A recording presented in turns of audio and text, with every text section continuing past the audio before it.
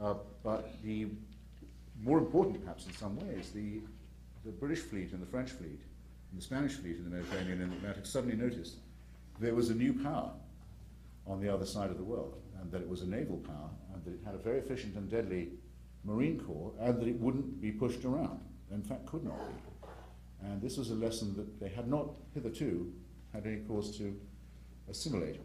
So though Mr. Jefferson did not go for regime change exactly in these Islamic theocratic terrorist countries, he did insist on policy change and on enforcing it at Cannon Point. And so righteous was he about this that he didn't think there was any real point in troubling Congress with this bothersome matter. Didn't inform them that he'd sent the expedition until it was so far out to sea that it could not be recalled, thus stilling the chance of Federalist opposition and doing his favourite of all things, the fait accompli, as with Louisiana, so that by the time anyone wanted to complain, it was too late. I think that's a possibly a very ambivalent lesson, but it showed that for Jefferson, as for Thomas Paine and many others, there was an absolute, concrete alliance in their minds between the ideas of liberty, the Enlightenment, the secular constitution, and the spreading of these around the world, if necessary, by force. There is no doubt in my mind that these men thought the American Revolution was very definitely for export, and that they would support anyone who was willing to stand by those ideas in South America, in Europe, or elsewhere. And that it is for that reason, I think, that the American Revolution is the only revolution that retains any exemplary or inspirational power. And it would be nice just to stop there, but I can't because I haven't done slavery yet, and in all the three topics I've just mentioned, unfortunately, slavery intrudes itself in all of them. Obviously, it's a huge negation of the Enlightenment.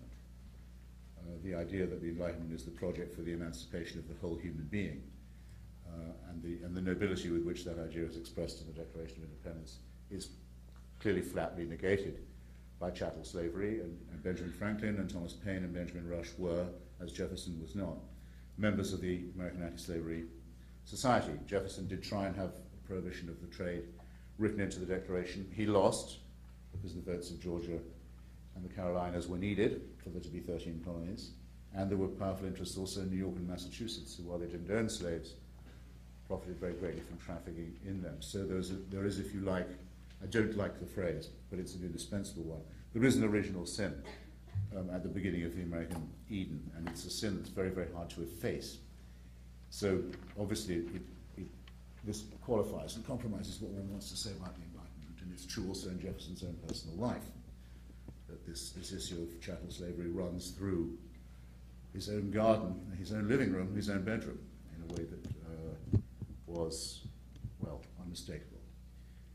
It also affects the question of nation building, because when Thomas Paine, who'd had the idea of the Louisiana Purchase, Jefferson may have had the idea independently, but Paine certainly wrote him a letter on Christmas Day, urging him to take advantage of French difficulties and make what he called a moneyed proposal to Napoleon to double the size of the United States, added to his friend and to the president that this created another opportunity.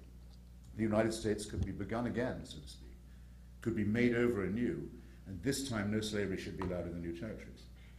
And Paine begged the president and said, please don't allow any more slaves or any more slavery in the Louisiana territories. Send some thrifty German Lutheran immigrants and get them to break the soil and give the freed slaves, the ones who are there already, who've been toiling for other nations, give them land of their own, 4 acres and a mule, as it were, avant de la lettre. Give them a break, give the sons and daughters of Africa a new deal. Joel Barlow, another great friend of Jefferson's, urged very much the same point in very much the same terms. But just as not all machinery that's labor-saving and productive is liberating, just as Eli Whitney's cotton gin had actually made slavery more profitable by making cotton more profitable and easier to bring in, so that the Enlightenment and machinery and technical innovation don't all run one way. So it wasn't the cotton lobby, but the sugar lobby that won in Louisiana. Somebody had to get that sugar cane in. Otherwise, Jefferson feared, other Caribbean countries would outdo the United States in the sugar business, and that meant keeping the slaves at work. And indeed, worse than that, unloading new ones at the port of New Orleans, a discovery that when it was made very nearly broke Thomas Paine's heart. So not only was the original sin, the original stain spread and extended, but by the carving of new states, and the cloning, if you like, of new states from the Louisiana Territory, which began very quickly, the momentum was begun by which, by the time Jefferson died, the number of slave states in the Union was approximately equal, and finally, as you know, with Missouri Compromise, became equal to the number of non-slave states. And at that point, we know that one of Jefferson's legacies to us is going to be the Civil War, and that later presidents and later Americans will have to deal with what he's left behind us. And it's no story, no account of his, either of his enormous importance in our history or of his immensely contemporary relevance, would be complete, I think, without that, and without some reflection on how, personally and individually, this subject was imbricated with his own life. The great poet Horace used to say, De te fabula narrator. No, he used to say, to be exact, mutato nomine. Mutato nomine et, de te fabula narrator. Change only the name, and the story is about you. Well, ladies and gentlemen, this story is about you and about all of us, and I hope we'll have some time to discuss it further, and I'm very grateful to you for coming. Thank you.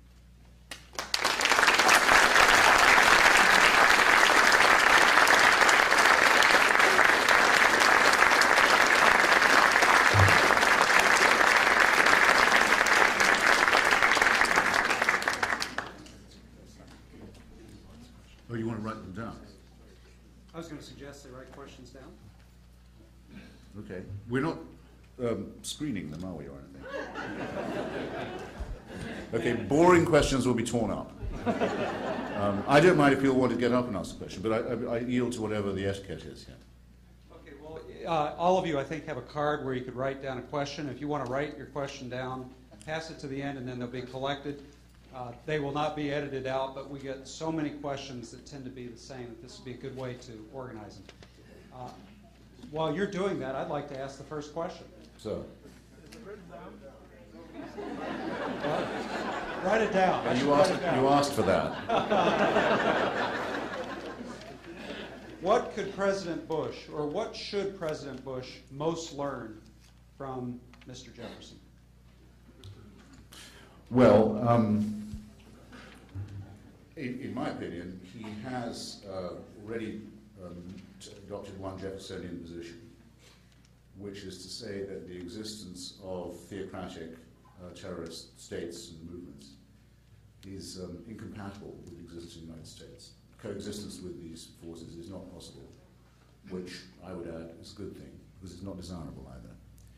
I don't know if President Bush knows anything at all about this struggle, say, over the Barbary Coast or any of these other questions, or whether it's just instinct in him, but he seems to have taken the position that there's no compatibility. There'll have to be a fight about it. And in a praiseworthy manner, in my view.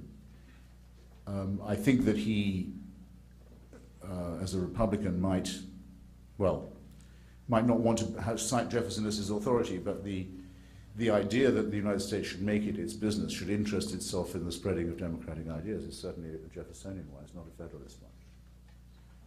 And to that extent, probably rather unwelcome to the president. Well, I mean, I think we can say for sure it's unwelcome, because when he ran against Vice President Gore, Mr. Bush and Mr. Cheney, as you remember, ran as isolationists who were opposed to nation building, opposed to the dispatch of American troops on humanitarian missions, in favor of the lifting of sanctions on Iraq and on Libya and so forth.